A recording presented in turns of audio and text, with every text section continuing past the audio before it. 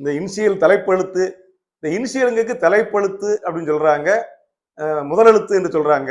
முதலெழுத்து என்பதை விட தலைப்பெழுத்துங்கிறது சரியா இருக்கு. எங்க அப்பா பேரனுடைய முதலெழுத்து தான் எனக்கு தலைப்பெழுத்து. இப்ப க முத்துமணி, எங்க அப்பா பேர் கந்தசாமி. அது போல எழுதணும் இல்லையா? இந்த க வச்சு புள்ளி கட்டாயம் வைக்கணும்ல.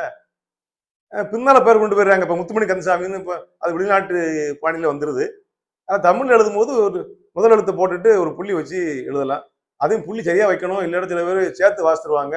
அப்பா பேருக்கு சோனமுத்து, மகன் பேரு மாரிமுத்து. அவன் சுருக்கம் பண்ணியிருக்கான் சோ மாரி அப்படின்னு. அது சில பேர் சேர்த்து படிக்கான் சோமாரி அப்படின்னு. அது சில நேரத்துல வேடிக்கையா வரும். அப்பா பேரு குப்புசாமி, மகன் பேர் ரங்குசாமி. கு ரங்குசாமி, குரங்குசாமின்னு வச்சிருக்கான். குரங்குசாமி கு ரங்குசாமின்னா குரங்குசாமின்னு வாசிட்டு போறான் ஒருத்தன். அந்த புள்ளி வைக்கணும் இடம் விட நான் சொல்றேன். எல்லாம் தமிழ்ல வந்து பேசும்போதும் சரி, எழுதும் போதும் சரி, கவனமா இல்லை என்றால் வேறு ஒரு பொருளை அது குறிக்கும். அதனால மிக கவனமாக அதை கையாள வேண்டும் அதுக்காக சொன்னேன்.